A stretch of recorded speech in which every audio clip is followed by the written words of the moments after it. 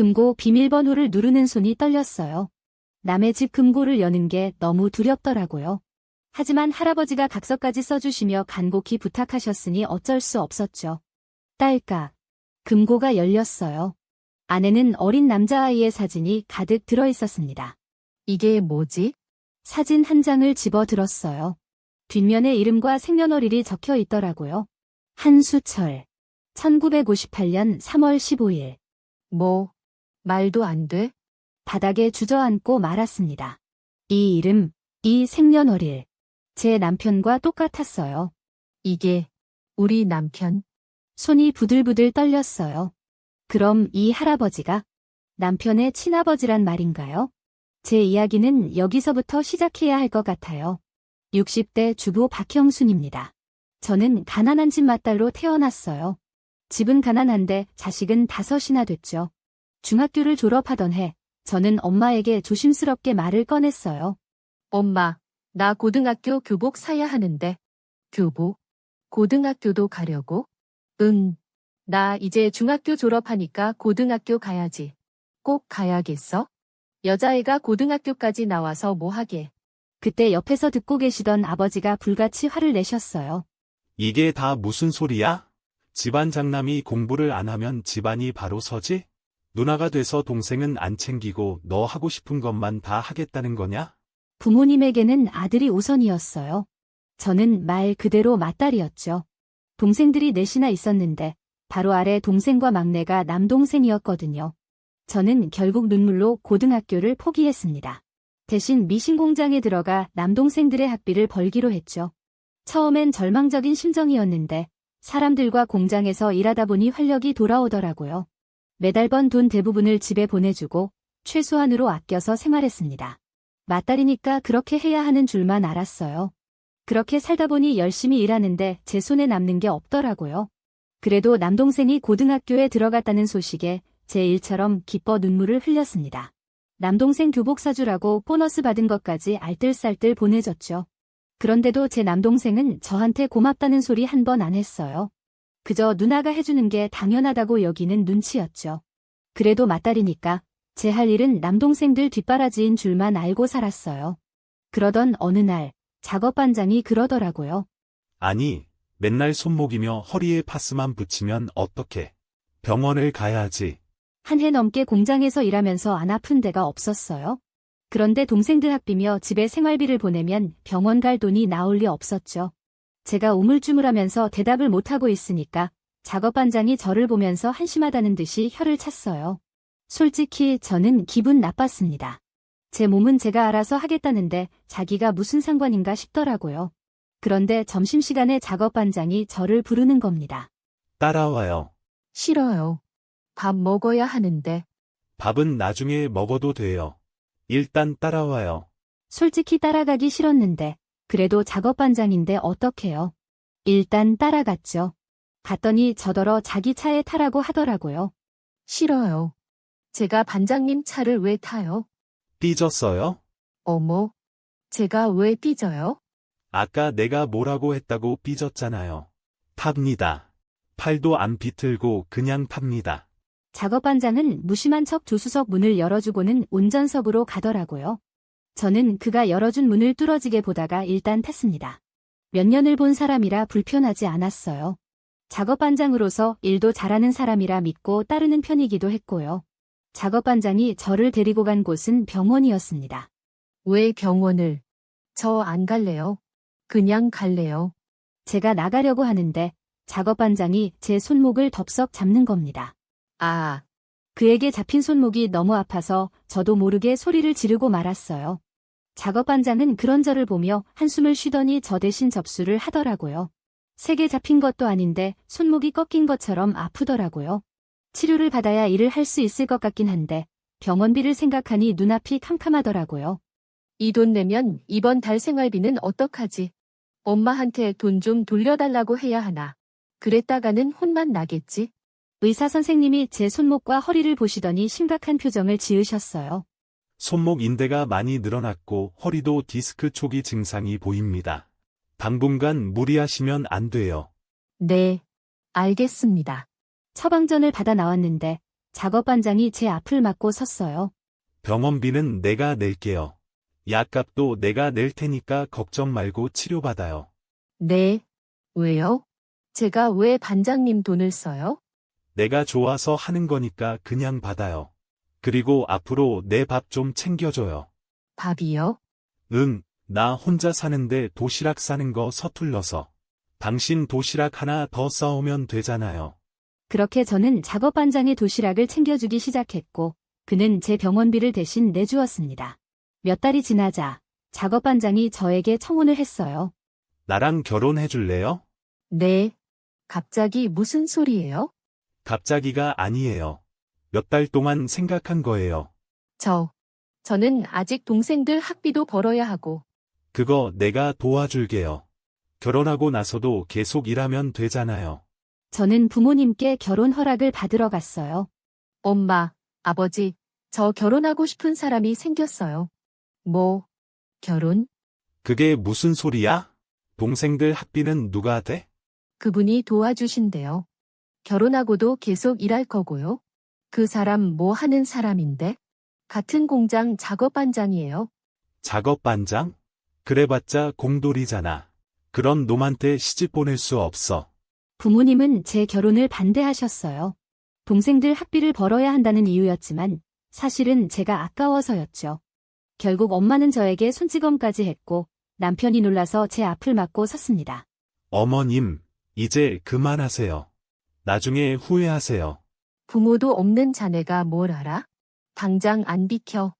막내 학비는 제가 보탤게요. 그러니까 걱정하지 마세요, 어머님. 큰딸, 진짜 죽어라 일만 했어요. 동생들 학비 대고 부모님 생활비 보태드린다고. 그러니 이제 그만 따님 졸업하게 해주세요. 자네 같은 놈이 데려간다니까 아까워서 이러는 거야? 지금 고생 끝낸 게 또 고생기를 사서 가니까? 고생 안 시킬게요.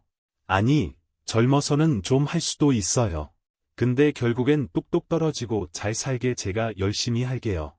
처음엔 제 결혼식에도 안 오겠다던 부모님은 결국 결혼식장에 나타났어요.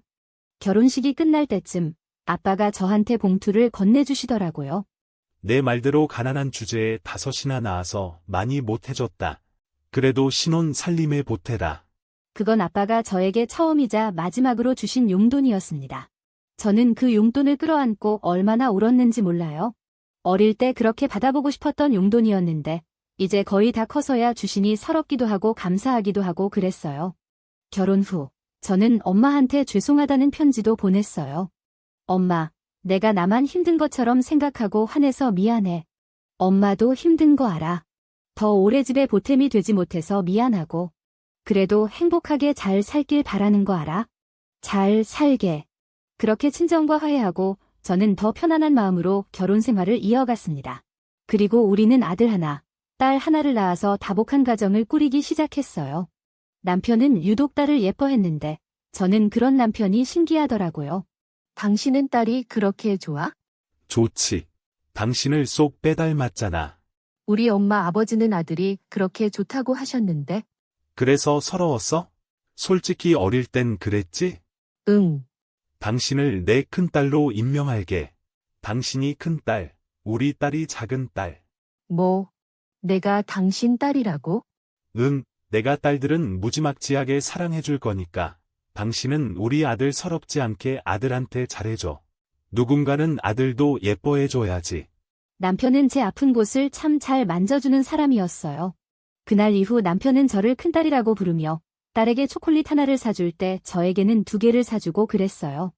그러면 제가 제 2개를 아들에게 나눠주었죠. 나중에는 아들한테는 너무 무심한 것 같아서 그러지 말라고 했더니 남편이 좀 먹먹해 하더라고요. 솔직히 딸한테 하는 건 당신한테 하듯이 하면 되는 줄 알겠는데 아들한테는 어떻게 할지 모르겠어. 내가 아버지 사랑을 받아본 적이 없잖아. 저는 그저 남편이 딸을 예뻐하기 위해 그런 줄만 알았다가 깜짝 놀라고 말았습니다. 그러나 최대한 태연한 척 남편에게 말했어요. 당신이 아버지한테 받고 싶었던 사랑을 주면 되지 않을까? 내가 받고 싶었던 사랑? 응, 당신은 아버지랑 뭐 하고 싶었어? 그런 거. 남편은 그날부터 아들을 데리고 목욕탕도 가고 쉬는 날엔 같이 낚시도 하고 자기가 아버지와 함께 하고 싶었던 것들을 하기 시작했어요. 그렇게 우리 가족은 우리만의 행복을 꾸려가고 있었습니다. 그즈음 저는 아이들을 키우느라 일을 못하고 있었어요. 그래도 남편이 공장에서 진급하면서 월급을 많이 받고 있었거든요. 그런데 어느 날 집에 있는데 전화가 오는 겁니다. 형수님, 큰일 났어요. 지금 공장에 불이 났는데, 네, 형님이 불 속에 갇힌 직원들 구하겠다고 뛰어들었는데, 불길이 잡히지 않아요. 저는 망연자실해서 수화기를 놓치고 말았습니다. 정신을 차린 뒤 공장으로 달려갔을 땐 불길이 어마어마하게 번져 있었어요. 소방차가 수십 대가 와 있었고 구조대원들이 불을 끄며 구조 작업을 시작한 뒤였지만 불길이 거세서 진입이 쉽지 않은 상황이었습니다. 우리 남편은요? 아직도 안 나온 거예요? 아직. 어떡하죠? 우리 형님 어떡해요?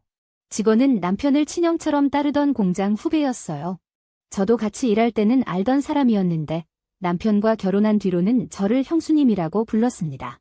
그 직원은 남편 걱정에 눈물 콧물을 다 쏟고 있었어요. 그때였습니다. 공장 안에서 커다란 굉음이 들렸고 2차 폭발이 일어나고 말았습니다. 안 돼. 결국 남편은 불길 속에서 후배 동료들과 함께 목숨을 잃고 말았죠. 아이들은 매일같이 아빠를 찾았습니다. 저는 아직 어린 자식들에게 아빠의 죽음을 알릴 수 없었어요. 엄마, 아빠 언제 와? 보고 싶어. 아빠가 먼 곳으로 일을 하러 가셨어. 우리 아들, 딸들 맛있는 거 많이 사주려고. 아빠가 정말 맛있는 걸 많이 사준다고 했어? 아이들은 그저 신나하더라고요. 저는 아이들 앞에서 쏟아지려는 눈물을 삼키며 화장실로 달려갔습니다. 그렇게 숨어서 오는 날이 참 길었습니다. 남편이 세상을 떠난 뒤 공장에서 받은 돈은 얼마 되지 않았어요. 정말 겨우 이것뿐이라고 표현해도 될 만큼 적은 돈이었습니다. 그 돈으로 아이들을 키우며 살기엔 턱없이 부족했죠.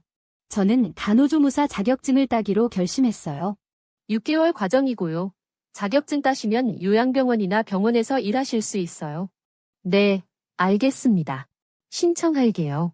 낮에는 아이들을 유치원에 맡기고 저녁엔 동생에게 봐달라고 부탁하며 학원을 다녔어요. 힘들었지만 아이들을 위해서라면 무엇이든 할 수 있었습니다. 6개월 뒤, 저는 간호조무사 자격증을 땄어요. 드디어. 이제 아이들 먹여 살릴 수 있겠다. 자격증을 따자마자 요양병원에 취직했습니다. 월급은 많지 않았지만 그래도 아이들과 제가 먹고 살기엔 충분했어요. 어느 날 새로운 환자분이 입원하셨어요. 80대 후반의 할아버지였는데 다른 환자분들과는 좀 달랐어요. 치매도 없으시고 의식도 또렷하신데 말수가 거의 없으셨죠. 할아버지, 식사하세요. 고맙소. 그렇게 짧게 대답하시고는 창밖만 보고 계셨어요. 며칠이 지나도 할아버지는 저와 눈을 마주치지 않으셨습니다. 그런데 어느 날 할아버지가 제게 물으시더라고요. 선생님, 혹시 결혼하셨어요? 네, 했었어요. 했었다는 건 이혼하셨어요? 아니요. 남편이 세상을 떠났어요. 할아버지는 잠시 말이 없으시다가 조심스럽게 물으셨어요. 자녀는 있으세요? 네, 아들 하나, 딸 하나 있어요. 그렇군요. 혼자 키우시기 힘드시겠어요. 힘들죠. 그래도 아이들 때문에 버텨요. 그날 이후로 할아버지는 저와 조금씩 대화를 나누기 시작하셨어요. 처음엔 간단한 안부였지만 점점 깊은 이야기를 나누게 됐죠. 선생님은 어떻게 그렇게 강하게 사세요? 강한 게 아니라 그냥 살아야 하니까요. 아이들이 있으니까. 좋은 어머니시네요. 저는 할아버지의 말에 눈물이 날 뻔했어요. 남편이 떠난 후 누군가에게 인정받은 게 처음이었거든요. 어느 날 할아버지가 제게 이야기를 꺼내셨어요. 저도 아들이 하나 있었어요. 네. 그럼 가족분이 계시네요. 아니요. 이미 오래전에 세상을 떠났어요. 할아버지의 목소리가 떨렸어요. 제가 제 손으로 아들을 버렸어요. 네. 아들이 어렸을 때 제가 도박에 빠져서 농장 자금까지 날렸어요. 아내는 실망해서 떠났고 저는 아들을 키울 자신이 없었어요. 그래서 고아원에 맡겼어요. 제 손으로. 할아버지는 눈물을 흘리셨어요. 그 후 정신 차리고 농장 다시 일궜어요. 언젠가 아들이 돌아오면 물려주려고. 근데 몇십 년이 지나도 아들은 돌아오지 않더라고요. 할아버지께서 찾아보셨어요? 찾았죠. 사설 탐정까지 고용해서. 그런데 찾았을 땐 이미 세상에 없었어요. 공장 화재로. 그 순간 제 심장이 멎는 듯했습니다. 공장. 화재요. 네, 몇 년 전 일이었어요. 아들이 직원들 구하려다가 할아버지가 제 남편 이야기를 하고 계셨습니다. 하지만 저는 아직 확신할 수 없었어요. 할아버지. 아드님 성함이 한수철. 1958년 3월 15일생이에요. 제 남편과 똑같은 이름, 똑같은 생년월일. 그럼 할아버지가 네, 제가 당신 남편의 아버지예요. 저는 병실을 뛰쳐나가 복도에 주저앉고 말았습니다. 눈물이 왈칵 쏟아졌어요. 남편의 아버지. 그토록 남편이 궁금해하던 아버지가 바로 여기 있었다니. 왜 진작에 말씀 안 하셨어요? 다시 병실로 들어갔을 때 할아버지는 창밖을 보고 계셨어요. 미안해요. 제가 무슨 낯짝으로 며느리라고 부르겠어요. 제 손으로 아들을 버린 놈이 이제 와서 며느리와 손주들을 만날 자격이 있겠어요. 할아버지. 아니, 아버님. 아버님이라 부르지 마세요. 전 그럴 자격 없어요. 언제부터 저를 아신 거예요? 사설 탐정이 수철이를 찾았을 때 이미 세상을 떠난 뒤였어요. 그런데 며느리와 손주들이 있다고 하더라고요. 멀리서나마 보고 싶어서 탐정한테 부탁했어요. 어디 사는지, 어떻게 사는지. 그렇게 몇 년을 멀리서 지켜봤어요. 손주들이 학교 가는 모습도, 당신이 출근하는 모습도. 그럼 제가 여기 취직한 것도 우연이에요. 진짜 우연이었어요. 당신이 여기 면접 보러 왔다는 걸 원장한테 들었을 때 운명이라고 생각했어요. 그래서 당신이 꼭 붙었으면 해서 원장한테 부탁했어요. 그래서 제가 붙은 거였어요? 미안해요. 하지만 당신 실력도 충분했어요. 제가 도와준 건 그냥 마음의 빚을 조금이라도 갚고 싶어서였어요. 저는 할아버지, 아니, 시아버지의 손을 꼭 잡았어요. 우리 남편이 알았다면 정말 좋아했을 거예요. 정말요? 네, 남편이 평생 아버지를 그리워했거든요. 한 번도 본 적 없지만 언젠가 만날 수 있을 거라고. 그렇게 믿으면서 살았어요. 시아버지는 소리내어 오셨습니다. 미안해. 미안해. 제가 너무 못난 아버지였어요. 그날 이후 저는 시아버지를 더 자주 찾아뵙게 됐어요.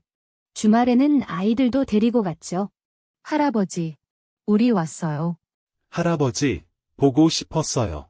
시아버지는 손주들을 보며 환하게 웃으셨어요. 제가 평생 본 적 없는 밝은 미소였습니다. 우리 손주들 많이 컸구나. 할아버지가 맛있는 거 사줄게. 할아버지, 저는 아이스크림이 좋아요. 저는 피자요. 시아버지는 아이들의 말을 하나하나 다 들어주셨어요. 그리고 어느 날 시아버지가 저를 부르셨습니다. 며느리, 부탁이 하나 있어요. 말씀하세요, 아버님. 우리 집 금고에 있는 서류 좀 가져다 줄 수 있어요? 금고요? 네, 비밀번호 알려줄게요. 거기 중요한 서류들이 있어요. 하지만 제가 아버님 금고를 당신 말고 누가 하겠어요. 제발 부탁이에요. 며칠 뒤 시아버지는 각서까지 공증받아서 보여주셨어요. 박형순에게 금고 접근 권한을 허락함이라고 명확히 적혀 있었습니다. 이제 믿겠어요? 제발 부탁이에요. 저는 더 이상 거절할 수 없었습니다. 결국 저는 주소를 받아 시아버지의 집으로 갔어요. 집은 농장 근처에 있는 2층짜리 단독주택이었는데 마당도 넓고 정말 좋더라고요. 저는 시아버지가 말한 안방으로 들어갔고 알려주신 금고 비밀번호를 떠올리며 금고를 찾았습니다. 남의 집에 가서 그러고 있으니까 도둑이 된 것 같고 괜히 기분이 이상하더라고요. 그래도 약속한 일이니까 금고 비밀번호를 눌렀습니다. 딸깍. 금고가 열렸습니다. 금고 안에는 낡은 어린 남자아이의 사진이 가득 들어 있었어요. 제가 본 적 없는 아이였습니다. 하지만 어딘가 낯익은 얼굴이었어요. 사진 한 장을 집어들어 뒷면을 봤습니다. 거기에는 이름과 생년월일이 적혀 있었어요. 한수철. 1958년 3월 15일. 남편. 어렸을 때 사진이구나. 금고 안에는 남편의 어린 시절 사진이 가득했습니다. 돌사진, 유치원 사진, 초등학교 입학 사진. 시아버지가 평생 간직하고 계셨던 아들의 사진들이었어요. 그리고 그 밑에는 서류 봉투가 있었습니다. 봉투를 열어보니 농장과 집의 소유권 이전 서류가 들어있었어요. 제 이름으로 된 서류였습니다. 이게 무슨... 저는 사진과 서류를 모두 가지고 요양병원으로 달려갔습니다. 아버님, 이게 무슨 뜻이에요? 시아버지는 제 눈을 가만히 보시더니 천천히 말씀하셨어요. 제가 평생 일궈온 모든 걸 당신과 손주들에게 물려주고 싶어요. 아버님, 이건 너무... 아니에요. 원래 수철이한테 주려고 했던 거예요. 근데 수철이가 이미 없으니 수철이의 가족에게 주는 게 맞잖아요. 하지만... 며느리, 제발 받아주세요. 이게 제가 할 수 있는 유일한 속죄예요. 아들한테 해주지 못한 것들을 손주들한테라도 해주고 싶어요. 저는 결국 시아버지를 꼭 안아드렸습니다. 고맙습니다, 아버님. 정말 고맙습니다. 내가 더 고마워요. 이렇게라도 가족이 되어줘서. 그 후로 저는 주말마다 아이들을 데리고 시아버지의 병실을 찾아갔습니다. 저와 할아버지의 관계를 뒤늦게 안병원 식구들도 놀라워했어요. 어느 주말, 시아버지는 우리를 농장으로 데리고 가셨어요. 우와, 여기 정말 넓어요? 할아버지, 여기 다 할아버지 거예요? 그럼 이 농장 2,000평이 다 할아버지가 일군 거야. 그리고 이제 이 농장은 너희 엄마 거야. 너희들도 여기서 뛰어놀 수 있어. 정말요? 우와, 할아버지 최고. 아이들이 농장을 뛰어다니는 모습을 보며 시아버지는 행복한 미소를 지으셨어요. 며느리, 이 집 말이야. 수철이가 돌아올 것을 대비해서 지은 거예요. 네, 근데 수철이는 끝내 돌아오지 못했죠.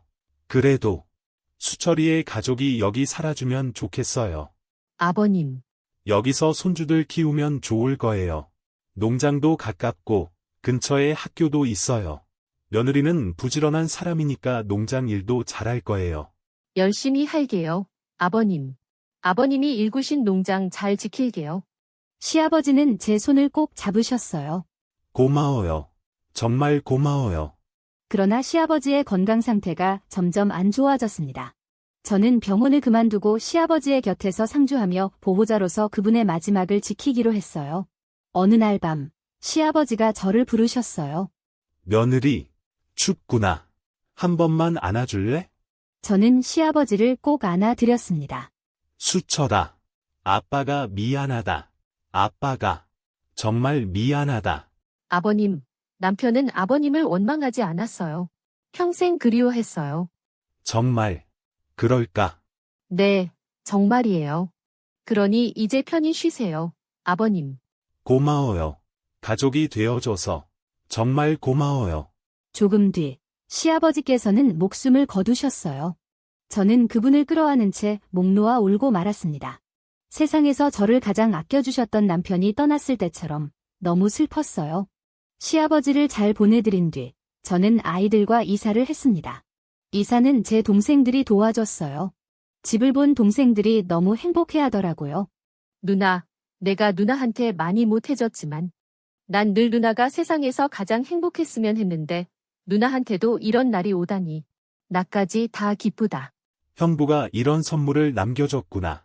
형부 진짜 천사였어. 형부가 나한테 한 번씩 용돈도 보내주고 그랬거든. 누나가 그랬다면서. 나 볼 때마다 아파도 병원도 못 가던 누나 생각난다고. 그러면서 한 번씩은 술 먹고 나한테 전화해서 막 울고 그랬어. 누나 생각하면 짜증 난다면서. 난 누나가 얼마나 불쌍한지 몰라. 나를 위해서 그렇게 울어주는 사람이 남편이라니 너무 부럽다 그러더라. 그래? 넘치게 사랑받았으니까 이제 우리 애들한테 그 사랑 주면서 살아야지. 그날 동생들이 한 푼 두 푼 모은 돈을 저에게 주더라고요. 누나, 키워주셔서 감사합니다. 동생들이 처음 드리는 용돈이에요. 누나, 우리가 효도하면서 살게.